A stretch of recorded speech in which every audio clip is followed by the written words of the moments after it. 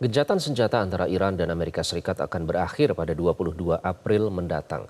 Meskipun dalam kurun waktu ini Amerika Serikat telah melakukan berbagai pelanggaran, termasuk memblokade laut Iran. Apakah upaya diplomasi masih punya harapan di tengah pengkhianatan Amerika Serikat Zionis terhadap gencatan senjata yang susah payah diupayakan? Kita akan membahasnya bersama analis Timur Tengah Dina Sulaiman. Mbak Dina, selamat malam, apa kabar? Selamat malam, Mas Iqbal. Baik.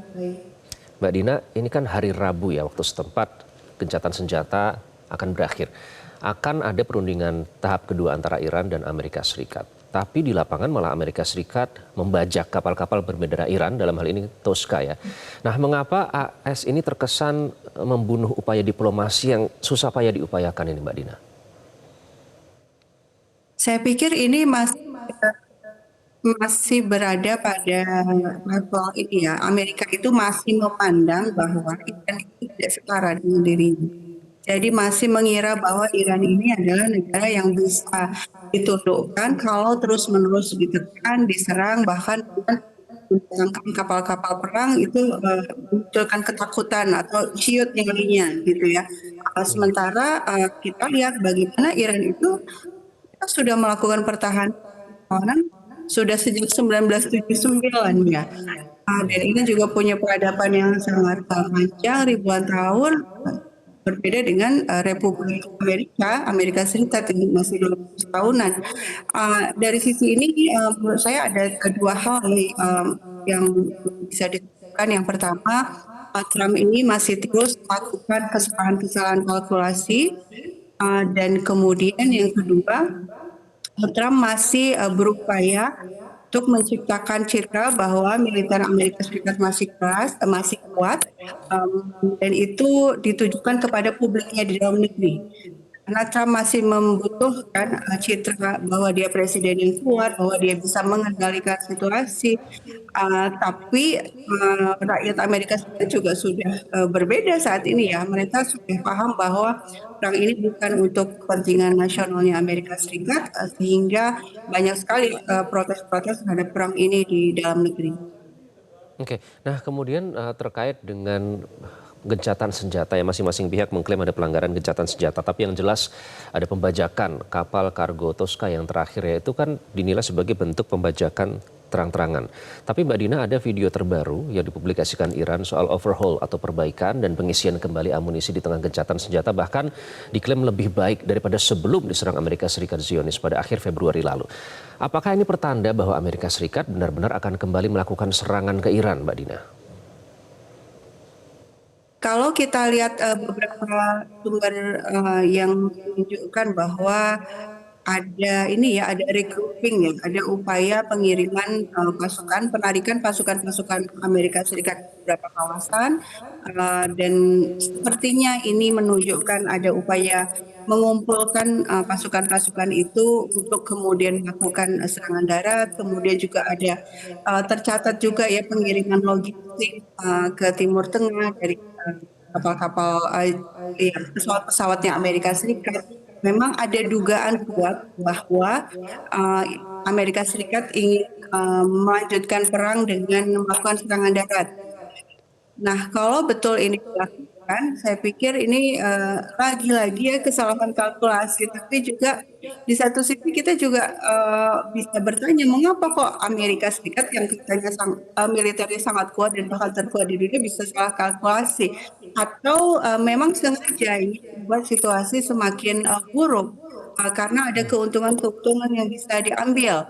Ini juga ada perkiraan seperti itu juga ya, misalnya ketika harga minyak dunia naik, kan pasti ada yang mengambil keuntungan, itu perusahaan-perusahaan minyak besar, dan itu basisnya di Amerika Serikat.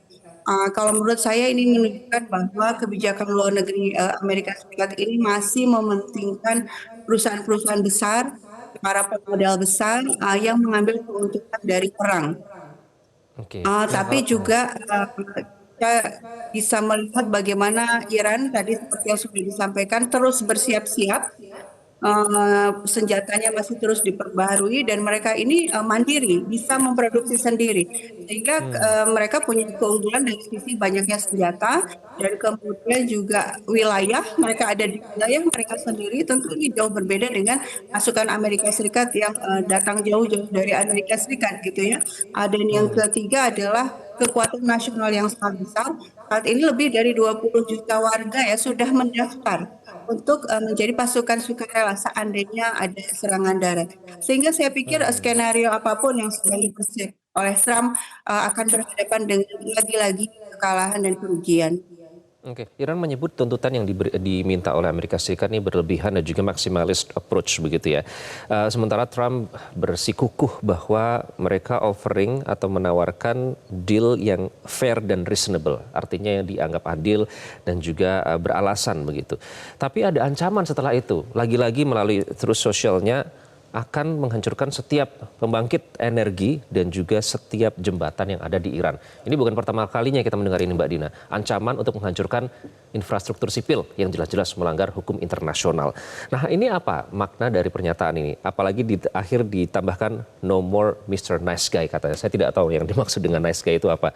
Apa ancaman ini menurut Anda maknanya?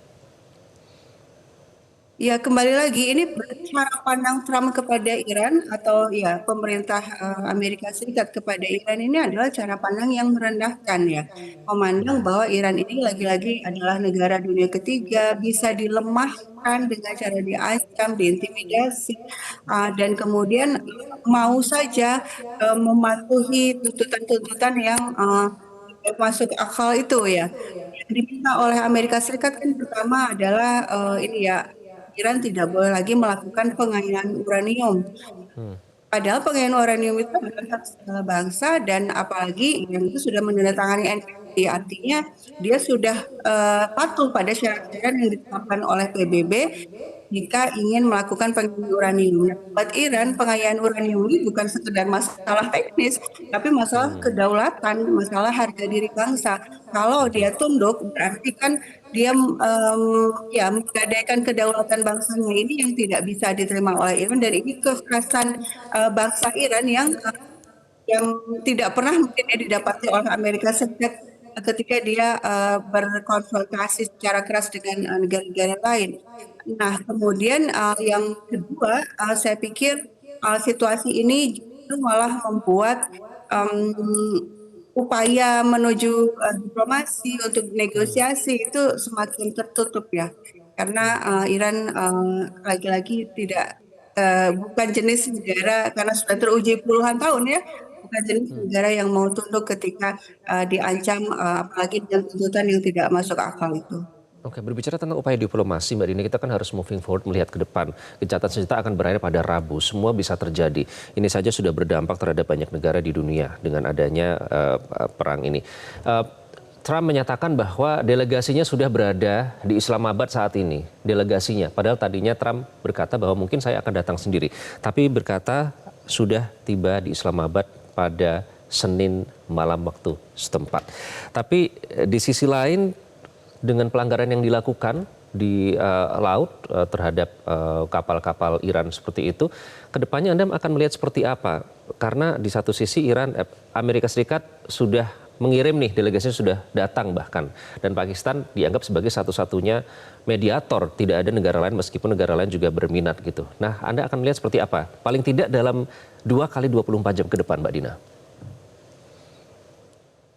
Ya, pada dasarnya kan Iran itu sudah ditipu 2 kali ya minimal ya di bulan Juni 2025 itu sedang perundingan tiba-tiba diserang. Kemudian di Februari tahun ini sedang ada perundingan kemudian diserang. Dan sekarang pun di Pakistan sudah ada tahap pertama perundingan tiba-tiba Trump menunjukkan gestur yang ya kontraproduktif ya dengan malah memblokir Selat Hormuz dan juga melakukan pembajakan terhadap kapalnya Iran. Ya sulit dibayangkan bahwa Iran mau percaya ya dengan janji-janji Amerika Serikat bahwa akan ada perundingan yang memang setara misalnya dan kemudian mengakomodasi tuntutan Iran. Sehingga di sini kita lihat bagaimana Trump justru yang berkeras untuk negosiasi dan mengatakan bahwa ada delegasinya datang, itu menunjukkan yang berkepentingan untuk negosiasi ini adalah Amerika Serikat. Ya, jadi dari berbagai pertimbangan atau indikator yang terlihat, ini kan memang Amerika Serikat ya yang selama ini betul-betul ingin ada perundingan agar perang segera selesai gitu ya. Cuma dia ingin situasinya itu berakhir dengan tetap menunjukkan bahwa Amerika yang menang, Iran yang tunduk gitu ya.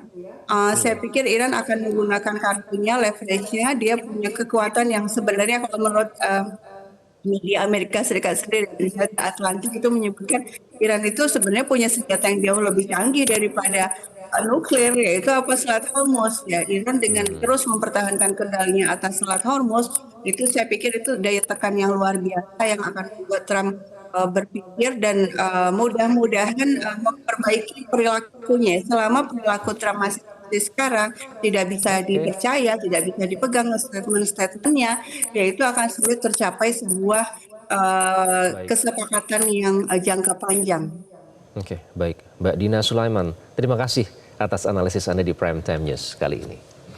Jelajahi cara baru mendapatkan informasi. Download Metro TV Extend sekarang.